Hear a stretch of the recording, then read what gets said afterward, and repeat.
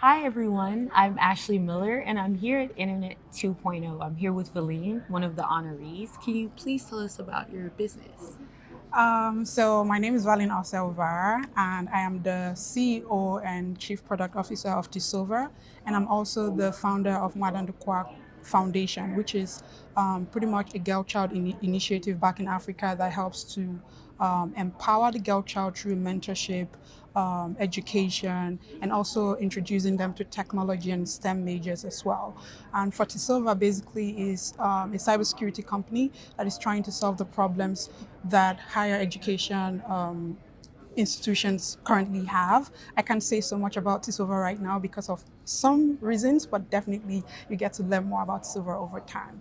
Nice. With creating both of these businesses and deciding to go down the route of cybersecurity, what inspired you? So that's a really good question. For me, I'm Nigerian, and I try as much as possible to say that I'm Nigerian in case you don't know already.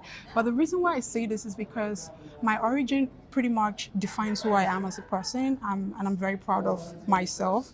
And growing up in Nigeria, I remember when the series 24 it started airing. I was so intrigued by the movie. My family and I would, it served as a bonding moment for my family and I because I don't know if you know about the movie, but it's 24 is a series, and so you have like counter-terrorist agents working at CTU and helping to solve cybercrime. And I was particularly intrigued by the fictional character of Chloe O'Brien, who would just sit behind the computer screen and you know resolve all these cyber crimes and I was like, I want to be that person. Yeah. And so the main character, Jack Bauer, was also somebody that I really loved him and his personality and what counterterrorist, unit stood for. And so that's how my interest in cybersecurity started. But the funny thing, though, is in Nigeria at the time there wasn't any colleges or universities, as it were, that was offering cybersecurity Oh, as a wow. major. Yes. Yeah. Yeah, one would think that, oh my God, why wouldn't they have it? But they didn't. And so my gateway or pathway to getting into cybersecurity was to choose a major that was closest to it. And that for me was computer science. And so that's how I started. So it's like, I do tell people I want to be the first female president of Nigeria. And you So can. yeah. And she will. So it's like you want to be the first female president of Nigeria, but you might start from being like the mayor or you might start from being the senator, so you take it in steps. So for me, it wasn't available. And I felt like computer science was going to be the closest pathway to becoming a cybersecurity professional. So that's how I started from watching a movie that bonded my family and I together, seeing what people were able to do, solve problems online from just behind the computer screen. And as a young African girl child, I was like, I want to be that person. And Yes. I'm so grateful that even after I graduated from my major in Nigeria, I did my associate's degree in computer science education. And then I went further for my bachelor's in computer science. And then I moved from Nigeria to the United States of America for my master's in cybersecurity with a concentration in cybercrime investigation. So you can see like the gradual The process, yeah, transition, yeah. that it took. And so I'm really, really excited. And that's basically the story. That's really great. And like you said, in Nigeria at that time, they didn't offer cybersecurity. So you created a mentorship in that for these young ladies. What words do you want to say to them for the women that are going to follow in your footsteps? That is a very So with Nwada Ndokwa Foundation, it's my baby. It's very personal to me because I had some personal experiences growing up, and I saw how being a woman and growing up in Africa, Nigeria, it's like you're relegated to the background. You're not supposed to have so much ambition. You're not supposed to, preferably supposed to be in the kitchen, tending to the chores or taking care of the family, which is not a bad thing. But, it's like, even if you had these dreams, you cannot really achieve them. So, and so I was seeing a lot of problems. And because of my personal experiences too, I tried to look for mentors for myself, but I didn't find any. And because I was also very, vast with like reading, when I had money to like go on the internet and see what was going on, I was reading about Oprah Winfrey, Michelle Obama, all of those people, but I didn't see within my circle anybody that could be that mentor, that person that could guide me when I needed someone to answer me. The only figure that I had was my mother, but your mother can mentor you, so much, but there are other aspects that you might need some sort of professional mentorship, and I didn't find that. I didn't get that. And so for me, not having that figure in my life, I felt like, you know how you're like, you want all of this, you want the government to do this, you want the government to, but you can actually do something, you can start. So what I didn't have for myself, I started to become for other people, that I felt needed that. And that's how my foundation started. And why it's so personal to me is because I am very passionate about the girl child. And I feel that there's so much more that we can do if you give a woman that, that ability or that power to actually not only unleash her potential, but actually believe that she has a potential that can be unleashed.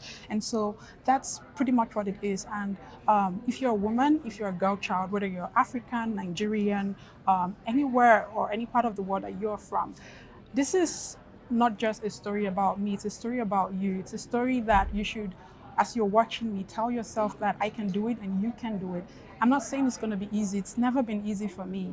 And sometimes when you don't even have the answers to the questions or the solutions to the problem, maybe you should start thinking about being that solution that you're looking for. And from doing that, you could see more doors opening for you and even get to be recognized internationally, like what I'm being recognized for today. I never dreamed that, of course I had, like it was going to happen, but I didn't know it was going to happen this year, but it did happen. And so nothing good comes easy, it comes with challenges, but just start and do that which you're passionate about. That's basically it. Do that which you're passionate about. And like you said, with you being recognized, being able to attend this event, not only that, you have a mentorship to successful businesses that you Yeah. created. And with you doing that and attending this conference, what has your experience been like and how do you feel? I feel